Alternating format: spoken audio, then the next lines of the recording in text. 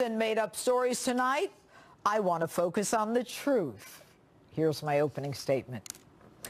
It's our first show of 2018, but if you've been with Justice for much of the past or any of the past 6 years, you know there's one topic that really gets my goat. So we begin with the gift that keeps on giving, Hillary Clinton, and the organized criminal enterprise parading as a 501c3 charity known as the Clinton Foundation that is now officially under federal criminal investigation. The largest unprosecuted charity fraud in American history is about to see some comeuppance. Now, the ruthless, profit-driven woman who was all about money and power on her attempted ascension to the presidency as she covered for her sexual predator husband and her sexual predator financial supporters in that den of iniquity known as Hollywood is now about to face a real investigation. Not a matter like Loretta Lynch and Jim Comey like to call the work of the hardworking men and women of the FBI. Not a review, but a hard-charging criminal investigation with a prosecutor bent on truth and justice. Never in the history of this country has a candidate for any major office skirted the law, pushed the legal envelope, or been under criminal investigation as much as Hillary Clinton, nor has anyone lied, contradicted herself, or run as a less honest and trustworthy candidate in American history. Now, Department of Justice sources tell me today that this investigation has actually been ongoing and that Attorney General Jeff Sessions has directed that sufficient resources be given to the case that was left dormant during the Obama administration. Okay, so is this about politics? Ask yourselves. How do two people who start with nothing, who work in government most of their lives without a business, without a product, without a website, amass hundreds of millions of dollars that we know of? What was this Clinton Foundation? What was this Clinton Foundation Global Initiative? And why so many intersections between the State Department and contributions to the foundation? A lot of questions remain unanswered.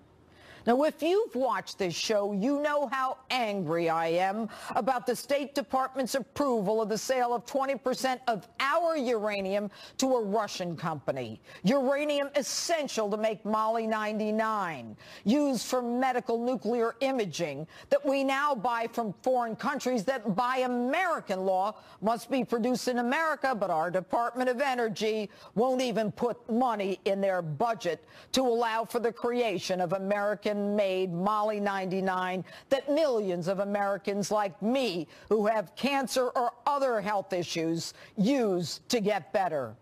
And like pigs at the trough, the Clintons maneuvered $145 million from the Russian company to their so-called foundation. $500,000 speaking fee to Bill, and additionally more than $30 million, which of course the Clintons didn't disclose. And for those of you who sit there and say, well, it was the Committee on Foreign Investments in the United States, CFIUS, that approved the sale to the Russian company of our American uranium, I got news for you. The State Department is the big dog in this decision, and 7 of the 9 CFIUS members are connected to the Clinton Foundation. Put those puppies under oath and watch them squirm. And why was a guy named Pinchuk, who builds steel pipes in the Ukraine, doing business with Iran and thus violating U.S. law, not sanctioned by Hillary's State Department? Here's another shock. The Clinton Foundation received millions from Pinchuk with an additional pledge of 20 more million. And why? When 316,000 people die in Haiti, do Bill and Hillary rush there and within hours promote a phone system by a man who becomes the biggest player of mobile phones in Haiti? Because their friend, that man, Dennis O'Brien, then contributes millions to the Clinton Foundation. The Clintons' influence peddling was on a global scale, with Bill as the world's middleman, setting American foreign policy to coincide with the flow of hundreds of millions of dollars to the foundation, as well as cash, directly into Bill's pocket and ultimately to Hillary. I'm not going to go through it all. But according to Charles Ortel, an expert in analyzing forensic records like these, there's been no real audit of this alleged charitable foundation, which spends more money on salaries, expenses, airfare of mostly Clinton comrades and former Clinton campaign workers. There was also no explanation of payments to members of the Clinton Foundation for the services and reimbursement of expenses by donors to the foundation. If you're wondering what that means, think money laundering. Still skeptical?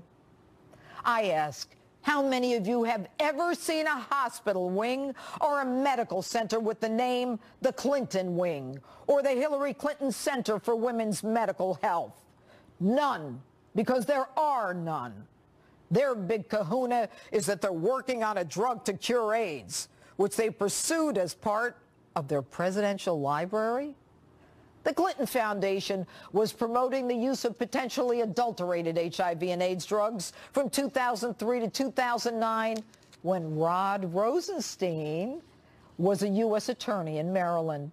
He won a $500 million penalty against the Indian manufacturer of the generic drug, but no finding against the Clintons.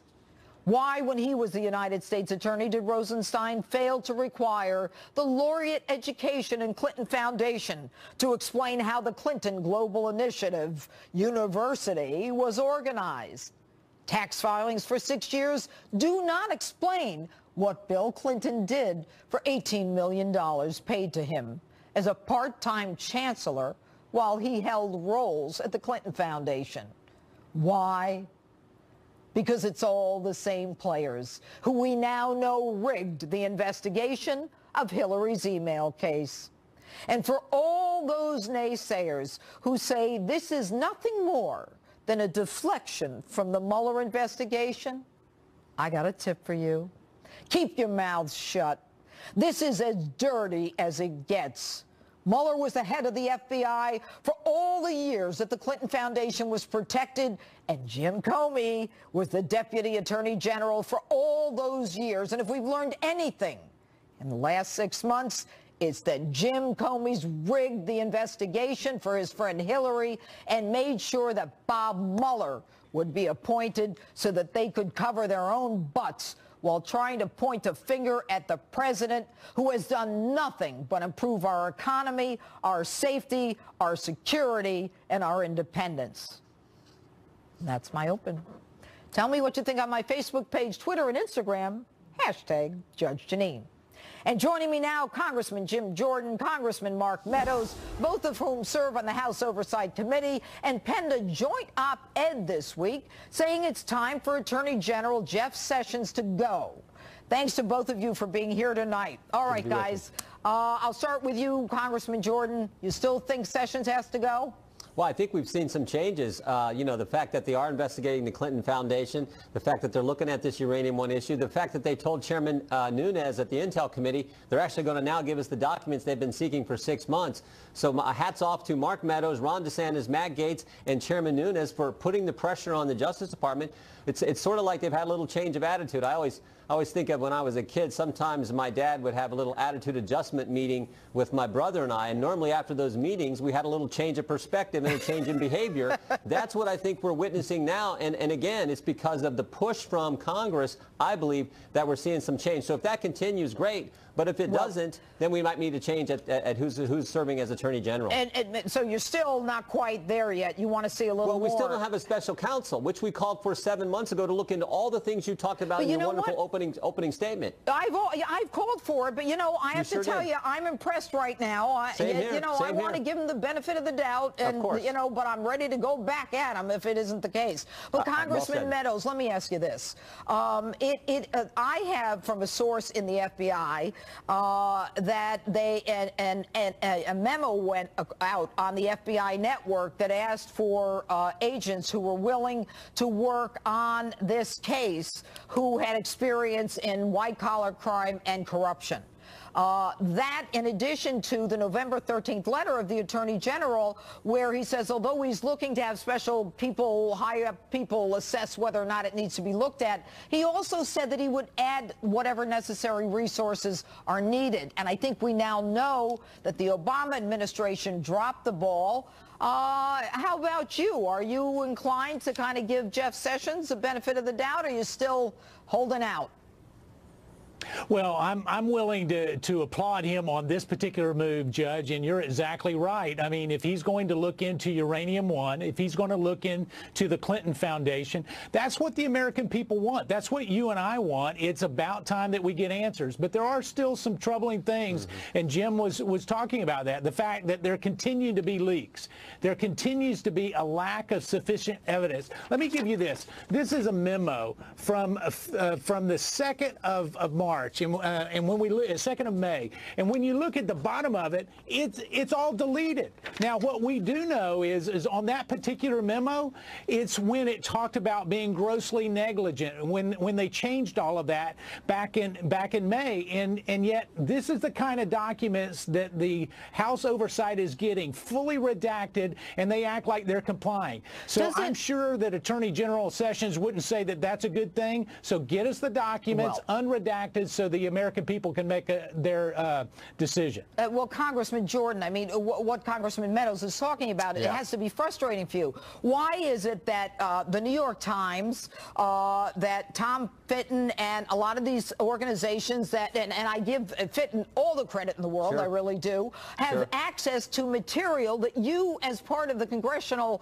oversight or you know, judiciary committees, can't get? A lot of times because they go through a court, and we're just asking as an equal branch of government for the executive branch to give us that information, and they don't. We haven't seen much difference until this week. We hadn't seen much difference between this Attorney General and the Holder administration, the Lynch administration. So that's got to change. And Mark's right. Stop the leaks. Give us the documents. Appoint a second special counsel. And most importantly, answer our questions. When Attorney General Sessions was in front of the Judiciary Committee, I asked him straight up, did the FBI pay Christopher Steele, the author of the dossier? Were you paying him, reimbursing him at the same time that the Clinton campaign, the DNC were paying Christopher Steele? That's a simple question with a direct answer. They would not answer that question. That's a fundamental question. If our FBI was paying the author of that dossier, and then if they took that dossier and used it as the basis to secure FISA warrants at the FISA court, to spot that so how do we get so that? wrong. Congressman Meadows, how do we find out if that dossier or Peter Strzok was the one who was the affiant for the warrant? Yep.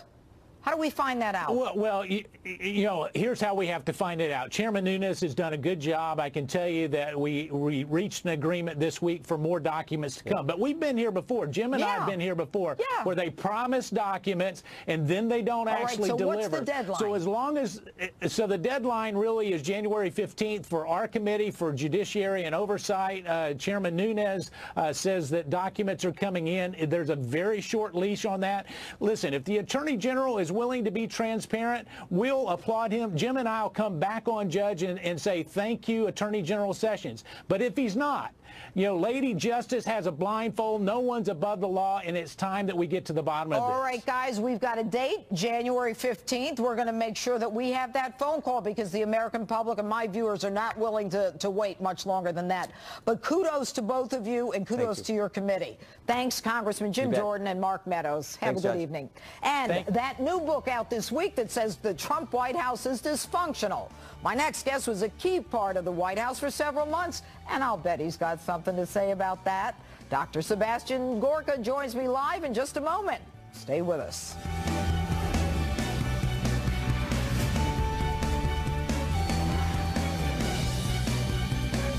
Continued outrage from the president today over Michael Wolff's new book, which Trump says is full of lies and had zero access to him. Former Deputy Assistant to the President, Dr. Sebastian Gorka, joins me now with reaction. Good evening. Happy New Year. Happy New Year to you, Dr. Gorka. You worked in the White House. Did you ever see that guy with the president? Never saw him with the president. I saw him once in Reince's office waiting to talk to Steve. I was told to give him time for interviews. I refused. I knew straight away this oily creep is not to be trusted, and I refused to talk to him. Okay, so when people seem to be obsessed with this whole thing, and I don't know how people could possibly believe, and that's why I wasn't even going to do an open on this because it's so ridiculous, that Trump's whole family thinks that, you know, he's not clear-headed, or that Melania cried, or Trump wasn't sure he was going to win. I know the man for 30 years. He knew he was going to win. He said he was going to win, and he did win. Judge, just the idea, anybody who's been living in a cave for the last 50 years, even they would know this man always goes in to win. This idea that he didn't want to win and this is a publicity stunt, the whole thing's a crock of garbage. All right, let's move on. I want to talk to you about not just the book, but I want to talk to you about now this Clinton Foundation being investigated officially. Now we're hearing about it, although some of my sources tell me that, you know, Jeff Sessions is not as open about it as he could be because he's waiting for the Inspector General's report to come out. I mean, to me, that's protocol nonsense. If you got a grand jury, use it. You don't need the IG.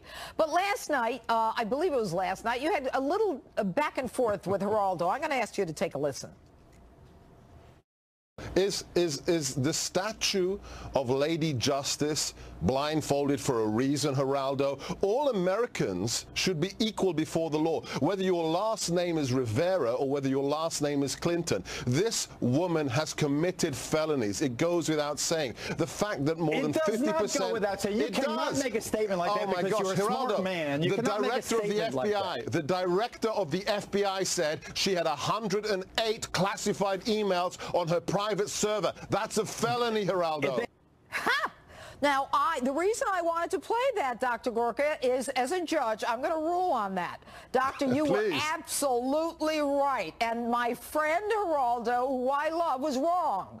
When you have those felonies or that classified information, that's a felony. And I'm impressed because you're not a lawyer and he is. Correct? Yeah, well, yeah, I found out on Thursday he's a lawyer. I'm not, but I've served twice in federal government, in the Defense Department, in the White House, and intent is irrelevant. If you leave your briefcase of classified information by accident on the metro, you have committed a felony, and she did it willfully 108 times with her homebrew server. That's why she needs to be prosecuted to the full extent of the law, Judge. She not only did it willfully, she did it because her motive was to hide from the American public the fact that she was wheeling and dealing through the State Department. And I got to tell you, Dr. Gorka, let me ask you this. So first she deletes 33,000 emails, and then she bleach bits, and then she takes a hammer, and I think there's a picture, a video of me taking a hammer trying to break a BlackBerry or an iPhone.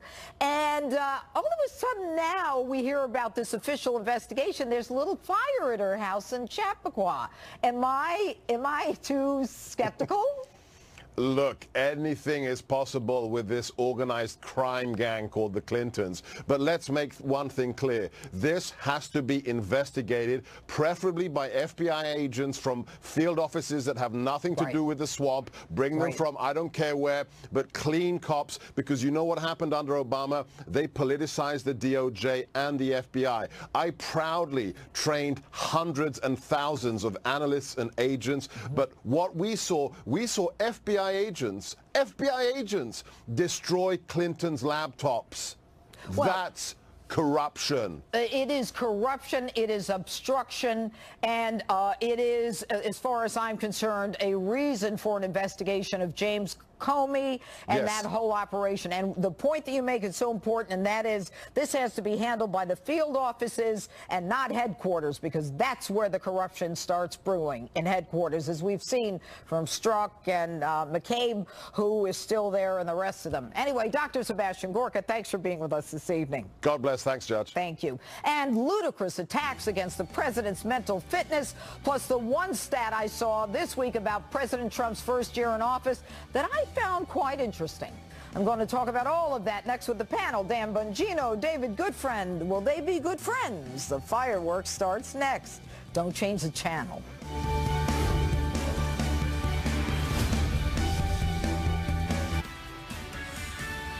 Live from America's News headquarters, I'm Marianne Rafferty. President Trump says he's open to talking to North Korean leader Kim Jong-un, despite previously criticizing his own Secretary of State for suggesting talks with the rogue regime. Mr. Trump added that any talks would come with conditions, but did not specify. This comes days before the first formal talks between North and South Korea in more than 2 years are set to take place in preparation for the upcoming Winter Olympics in South Korea. And Jerry Van Dyke, younger brother of Dick Van Dyke, passed away today at his home in Arkansas. He was 86. The younger Van Dyke brother struggled for decades to escape his brother's shadow. He found success on the TV show Coach, where he played the dim-witted sidekick to the show's star. Van Dyke received 4 Emmy nominations for that role. I'm Marianne Rafferty. Now back to Justice with Judge Jeanine.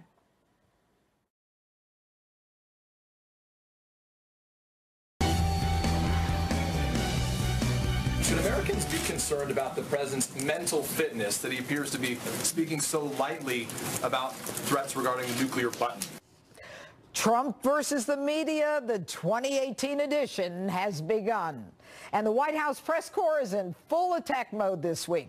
So let's talk about it and a lot more with my panel tonight. Former Secret Service agent Dan Bongino and Democratic strategist, former staff secretary to President Bill Clinton, David Goodfriend, join me now. All right, guys. So what do you think of the fact that here we are in 2018 and all the good things that should happen and have happened and that should happen in terms of people wishing each other cheer and peace and prosperity, and they're talking about the president being nuts?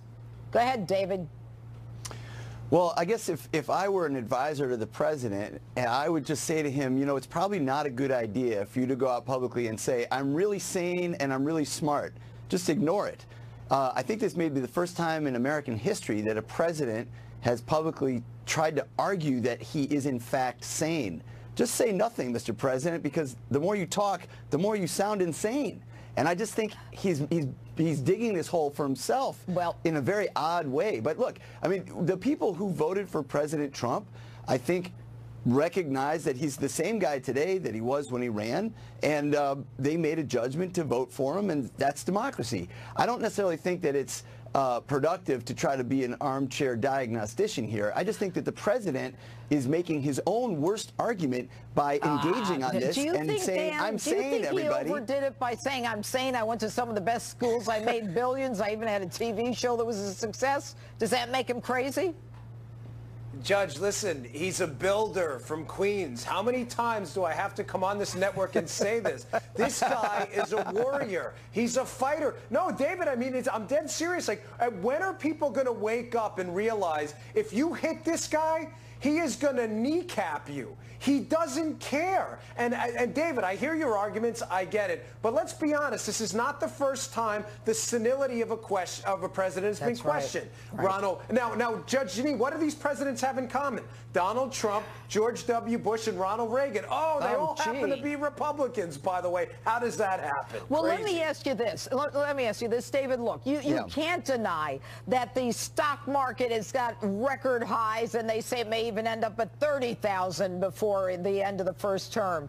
That the unemployment, and you know what I find fascinating is that the black unemployment rate now, and this president is supposed to be a racist, so you've got the chart right there, is one of the lowest it's ever been. And if you look at the top of that, it shows 2017, the end of 2017. I mean, we had a black president, and it was horrific. Now, this president is supposed to be a racist, and he is improving the lot of African Americans, many of whom voted for him because they had nothing to lose. Well, I will tell you this. In 2016, when President Obama argued that the stock market had tripled on his watch, then Donald Trump, candidate Trump, said, that's a bunch of baloney, it doesn't matter. When President Obama said, we've cut unemployment in half, then candidate Trump said, that's a bunch of baloney, it's phony statistics. The minute he becomes president, Donald Trump says the stock market matters, unemployment matters. So you don't believe that black unemployment is one of the lowest rates in history? Well, you don't believe this? CNBC said it. I didn't say that, Judge. You know that. I'm saying Donald Trump. That's why I'm asking you.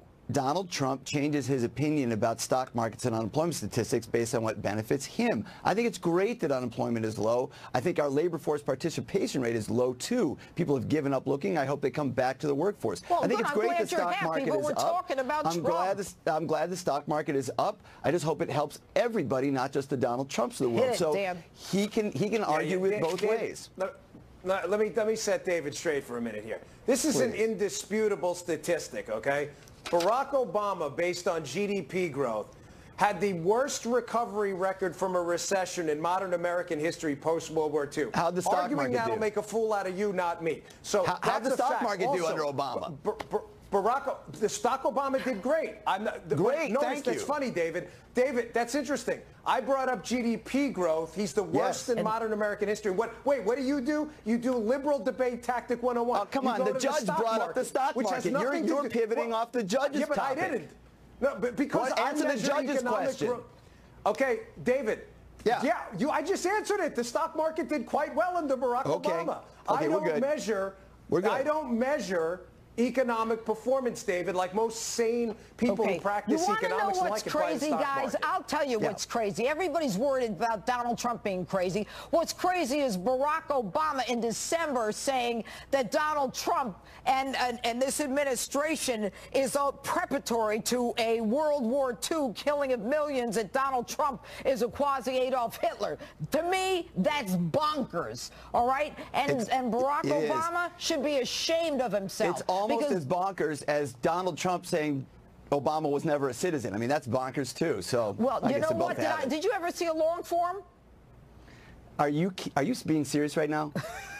Are you being serious right now? Are you going to buy into I'm just asking you. Oh, okay, right. Judge. We'll let you have Don't you think, let me ask you, answer my question.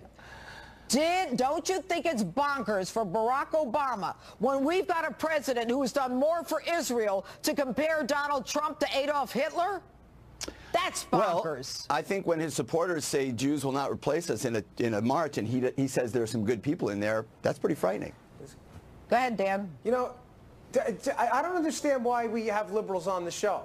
They never, because we're so cute. They never answer a question, ever. I asked David about GDP growth. He throws let's talk about GDP growth. I think that's great. Question. You GDP growth. Wait, David, it's my turn. The way this works is you talk, I talk. I shut up when you talk. Maybe you should clam up now, okay? This is what's interesting. The judge throws out to you, hey, Donald Trump, he's done great things for Israel. He's recognized their legitimate capital in Jerusalem. And you answer a question about some Looney Tune group of supporters, some maniacs who's every sane person's already called out. You can't even answer a question. I mean, this is why I hate debating people like you guys. You never answer the question. You always go to a different question, because the question the judge asks is going to make you look silly.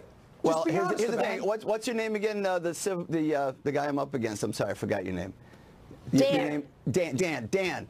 The question was whether, when Barack Obama compared Donald Trump to, Adolf Hitler, was it an apt comparison? I believe when you see his own supporters, Trump's own supporters, say Jews will not replace us, and then, I'm answering your question, Dan. Dan, you ready for the answer? I'm going to throw up. Okay. Your air sickness bag can be found under your seat. Okay. All right. You know what? So the next thing the comparison says is pretty accurate. The only nutty thing that's come out of a president's mouth is what Barack Obama said about Donald Trump. Goodbye. Joe Piscopo standing by live to talk about the most outrageous things we heard this week. Plus, the president says he's the reason North and South Korea are talking. So does my next guest agree? Fox News military analyst Colonel David Hunt is standing by. Don't go away.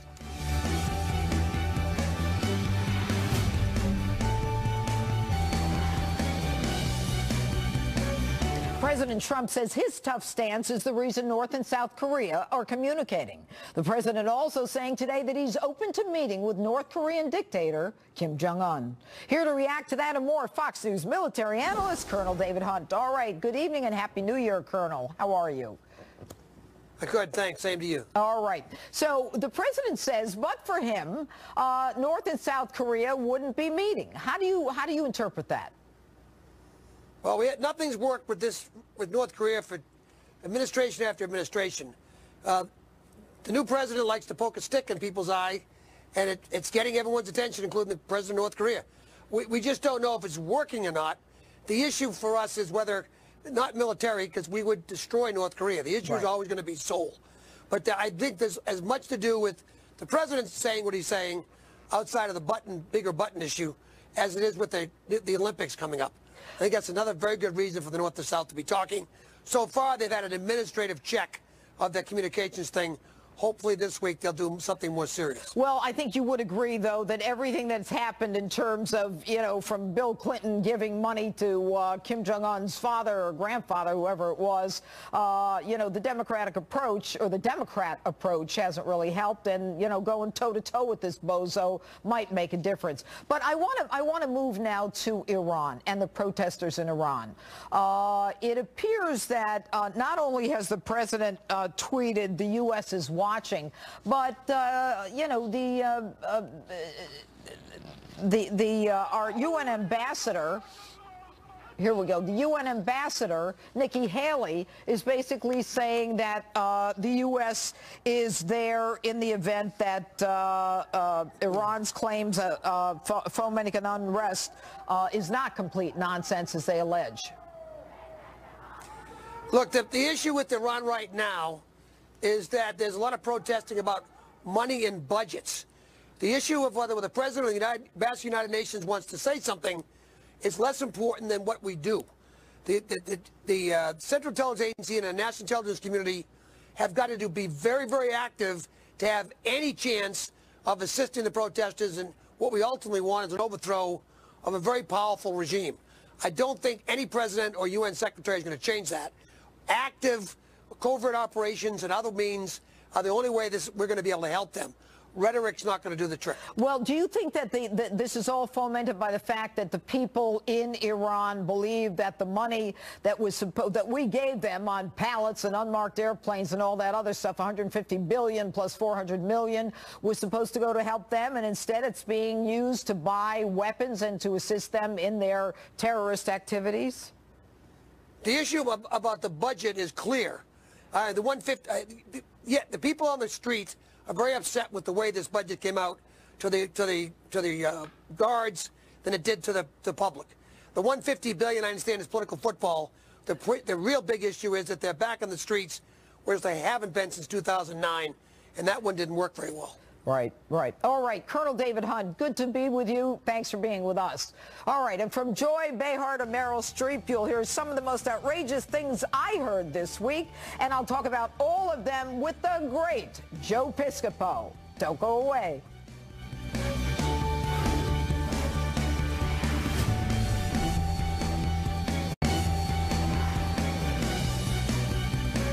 Welcome back to Justice. You can always count on The View's Joy Behar to really elevate a political debate.